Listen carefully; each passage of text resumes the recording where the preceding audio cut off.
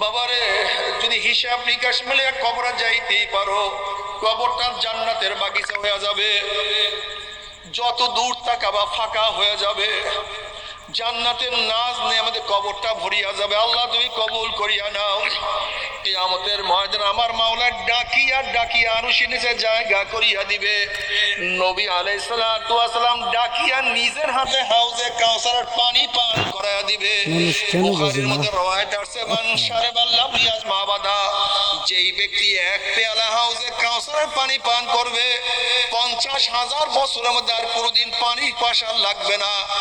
নবী আলাইহিস সালাতু ওয়াস সালাম ফরমান, হে আমার উম্মতরা, 3 জায়গায় কিয়ামতের ময়দানে আমাকে খোঁজ করিও। হাউজের কিনারে আমাকে খোঁজ করিও, মিজানের কাছে আমাকে খোঁজ করিও, পুলসিরাতের গোড়ায় আমাকে খোঁজ করিও। নবী আলাইহিস সালাতু ওয়াস সালাম মিজানের কাছে দাঁড়ানো থাকবে, তার উম্মতদেরকে ওজন করা শুরু করবে। মাওলা গুনাহটাকে ওজন করিয়েন না। ওর বাবা নামাজ পড়তো না, কিন্তু ছেলে তো নামাজ ছাড়তো না। ওর মা তো পর্দা করতো না, কিন্তু মেয়ে তো পর্দা করতো। ওর বড় ভাই তো নামাজ রোজার কাছেও যাইতো না, কিন্তু ও তো ইবাদত ছাড়া এক মুহূর্ত গাফেল ছিল না। ওর বাবা দাড়ি রাখতো না, কিন্তু ছেলে তো দাড়ি রাখছে।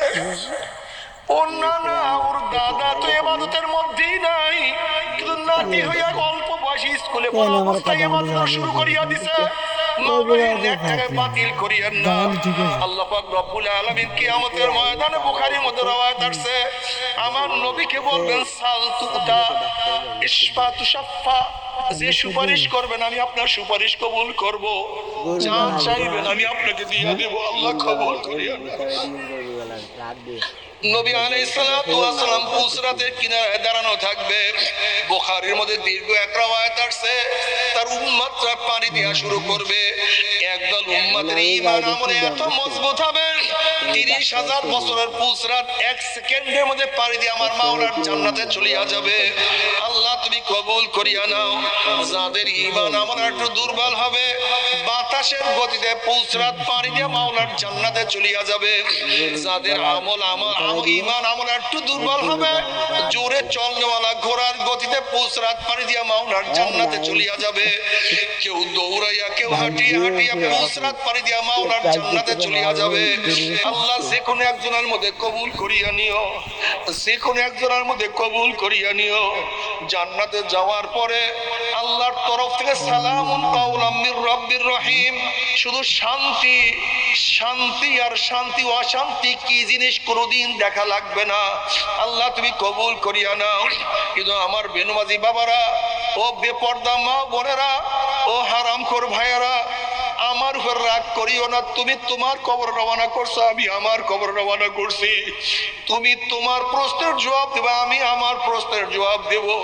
কিন্তু কি জবাব দিবা ঠিক করছো নি? মান রব্বুকা ওয়া মা দীনুকা ওয়া মান নাবিয়ুকা। বাবারে, ঘরের মালিকের সাথে পরিচয় না করিয়া ঘরের মধ্যে ঢুকিও না। যদি ঘরের মালিকের সাথে পরিচয় না করিয়া রাত্রে ঘরের মধ্যে ঢুকিয়া যাও, চোর চোর বলিয়া তোমাকে লাথি মারবে, পিটান মারবে, অপমান করবে। কিন্তু মালিকের সাথে পরিচয় করিয়া রাত্র যেখানে ঢুকবা, অমনি কে? আমি আব্দুল্লাহ, আপনার জামাই। অমনি শ্বশুর বলবে, জলদি কর, জামাই যেন কোন বিপদে পড়ছে, এই খানা পাকা, বিছানা ঠিক কর, এই পানির ব্যবস্থা কর। মালিকের সাথে পরিচয় আছে। কবরের মালিকের সাথে পরিচয় করে যদি কবরে যাইতেই পারো, কবরটা জান্নাতের বাগিচা হয়ে যাবে। নাজ দিয়ে আমাদের কবরটা ভরিয়া যাবে।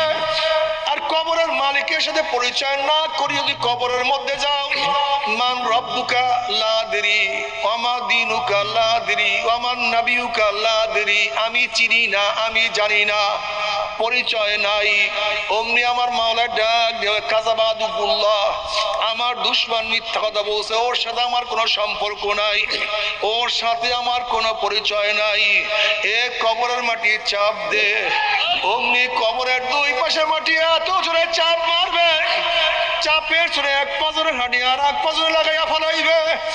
এ ফেরেশতারা কবরের মধ্যে আগুন ধরাইয়া দেয়। অমনি গোটা কবরটা আগুনে ভরিয়া যাবে। এ সাপ জড়াইয়া ধর। অমনি 99টা সাপ না ফারমানকে প্যাঁচ মারবে।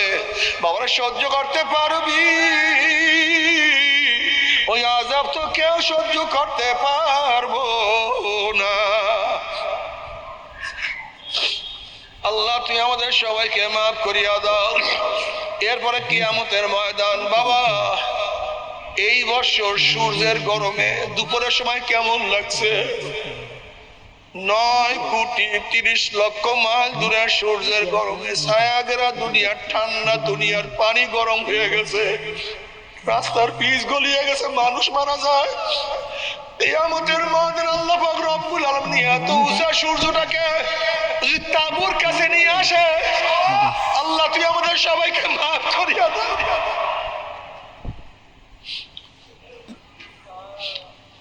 সূর্যের গরমে কিয়ামতের ময়দান পুরিয়া কাঁদিহান, লাল চামড়ার মতো হন হন করতে থাকবে, মানুষ লাফাইতে থাকবে, মানুষ দাঁড়াইতে পারবে না। সূর্যের গরমে কিয়ামতের ময়দানে পুরিয়া তামা হইয়া যাবে, মাথার তালু টাস টাস করে ফাটিয়া যাবে, মানুষ শুধু লাফাইতে থাকবে। আল্লাহ পাক ফেরেশতাদেরকে বলে, ফেরেশতারা জাহান্নামের গলার মধ্যে শিকল লাগা। এক একটা জাহান্নামের গলার মধ্যে 70,000 শিকল লাগানো হবে। এক একটা শিকলের মধ্যে 70,000 ফেরেশতারা থাকবে। আল্লাহ পাক বলবেন, জাহান্নামকে একটু কিয়ামতের কাছে নিয়ে আস। ফেরেশতারা যখন জাহান্নামকে কিয়ামতের ময়দানের কাছে নিয়ে আসবে, জাহান্নাম নাফরমানকে দেখে এমন লাফ দেওয়া শুরু করবে, এক একটা টানের সরে ফেরেশতারা হেসকে দিয়া সামনে চলে যাবে। এই অবস্থা দেখে ইয়াকুল ইব্রাহিম খলিলুল্লাহ নাফসি নাফসি, মুসা কালিমুল্লাহ নাফসি নাফসি, ঈসা রুহুল্লাহ নাফসি নাফসি, আদম সফিউল্লাহ নাফসি নাফসি। সমস্ত নবীরা বলবে, মাওলা আমাকে বাঁচাও, আমাকে বাঁচাও, আমাকে বাঁচাও। আল্লাহ পাক কালামে পাকের মধ্যে ফরমান, ইয়াউমা ইয়াফিরুল মারউ মিন আখিহি ওয়া উম্মিহি ওয়া আবিহি ওয়া সাহিবাতিহি ওয়া বানি। যেই দিন আপন ভাই ভাই পরিচয় দেবে না, মা ছেলেকে সাহায্য করবে না, ছেলে মাকে সাহায্য করবে না, বাবা ছেলেকে উপকার করবে না, ছেলেও বাবাকে উপকার করবে না, বন্ধু বান্ধব লাপাত্তা হইয়া যাবে, দল হারাইয়া যাবে, লিডাররা পালাইয়া যাবে। সবাই বলবে, মাওলা আমাকে বাঁচাও। এই মুহূর্তে জনাবে মুহাম্মদুর রাসূলুল্লাহ সাল্লাল্লাহু আলাইহি ওয়াসাল্লাম সিজদায় পড়িয়া বলবে, মাওলা তোমার ইজ্জত ও জালালের কসম খেয়া বলতে আছি, আজকে ওই জাহান্নাম তোমার একটা উম্মতকেও খাইয়া ফেলায়, আমি কিন্তু তোমার হাবিব জান্নাতের মধ্যে ঢুকবো না। নবী আলাইহিস সালাতু ওয়াস সালাম দোয়া কবুল করিয়া আল্লাহ পাক বলবেন, যাও জিবরাইল আমার হাবিবের কাছে এই পানিটুকু নিয়ে দিয়ে আসো। নবী আলাইহিস সালাতু ওয়াস সালাম যখন এই পানি জাহান্নামের গায়ে ছিটা মারবে, জাহান্নাম ক্যাত ক্যাত ক্যাত ক্যাত করে পিছু দিয়ে সরিয়া যাবে। আল্লাহর হাবিব বলবেন, মাওলা রে, যেই জাহান্নামকে লক্ষ লক্ষ ফেরেশতারা ধরিয়া রাখতে পারে না, এ আবার কোন কুদরতি পানি, কোন আশ্চর্য পানি, যেই পানি মারার সাথে সাথে জাহান্নাম পিছু দিয়ে সরিয়া গেল। আল্লাহ পাক ডাকলেন, হাবিব গো, এই পানি কোন আশ্চর্য পানি না, কোন কুদরতি পানি না, এই পানি হলো তোমার গুনাহগার উম্মতের চোখের পানি। বলে, তুমি কি জানো চোখের পানির কত দাম? কিয়ামতের মধ্যে আল্লাহ পাক এক ব্যক্তিকে জাহান্নামের ফয়সালা দিয়ে দিবে। চোখের একটা পশম বলবে, মাওলা তোমার নবী সত্য বলছে না মিথ্যা বলছে? আল্লাহ পাক বলবে, আমার নবী যা বলছে সবই সত্য বলছে, মিথ্যা বলার তো প্রশ্নই হইতে পারে না। তখন চোখের পশম বলবে, মাওলা রে, তোমার নবীর ঘোষণা, মান বাকা মিন খাশিয়াতিল্লাহি হারামাল্লাহু তিলকাল আইন আলান নার। যেই চক্ষু তোমার ভয়ে জাহান্নামের ভয়ে কাঁদবে, সেই চোখের উপরে জাহান্নামের আগুন হারাম করিয়া দিবা। এইটা তোমার নবীর ঘোষণা। আমি চোখের পশম সাক্ষী দিতে আছি, তোমার এই বান্দা নামাজে দাঁড়াইয়া দাঁড়াইয়া কত কান্না কানছে, রুকুতে গিয়া কত পানি ছড়াইছে, সেজদায় পড়িয়া কত মাটি ভিজাইছে, মুনাজাত ধরিয়া কত কান্না কানছে। এরপরে তুমি তাকে কিভাবে জাহান্নামের ফয়সালা দিলা?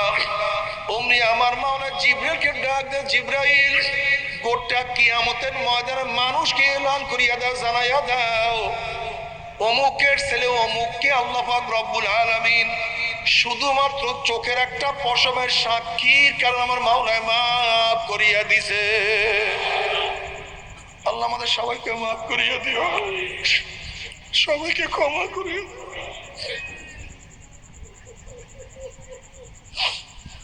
যে কোনো বাহানায় ক্ষমা করিয়া দিও, যে কোনো বাহানায় ক্ষমা করিয়া দিও।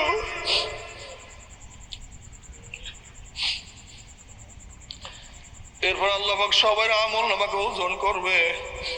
فأما من ثقلت موازينه فهو في عيشة راضية وأما من خفت موازينه فأمه هاوية।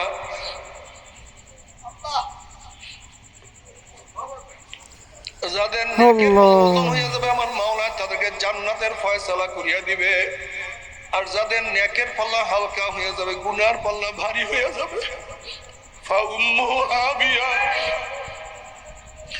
আল্লাহ পাক রব্বুল আলামিন তাদেরকে হাবিয়া জাহান্নামের ফয়সালা দিয়া দিবেন। এখন আল্লাহ পাক নিজে প্রশ্ন, আমা আদরাকা মা হিয়া, তোমরা কি জানো হাবিয়া কোন জাহান্নামের নাম? হাবিয়া জাহান্নামের ধরনটাকে তোমরা কি জানো নাকি? আল্লাহ পাক প্রশ্ন করার পরে নিজেই জবাব দেন, নারুন হামিয়া। শোনো হাবিয়া কেমন জাহান্নাম? কোন এক মানুষ যদি বঙ্গোপসাগরের মাঝখানে ডুব দেয়, তার ডাইনে বামে চারদিকে পানি আর পানি ছাড়া কিছুই থাকে না। হাবিয়া এমন একটা জাহান্নাম যার ডাইনে আগুন, বামে আগুন, উপরে আগুন, নিচে আগুন, সামনে আগুন, পিছনে আগুন। নারুন হামিয়া, আগুনের একটা গর্ত, আগুনের একটা মটকা, আগুনের একটা কুয়া। বাবারে সহ্য করতে পারবি? ওই জাহান্নামের এক ছেলে আছে, কেউ তো সহ্য করতে পারবো না। বাবার মুসা আলাইহিস সালাতু ওয়াস সালাম একদিন এক জায়গা থেকে রওনা করছেন, দেখেন একটা পাথর কান্দে।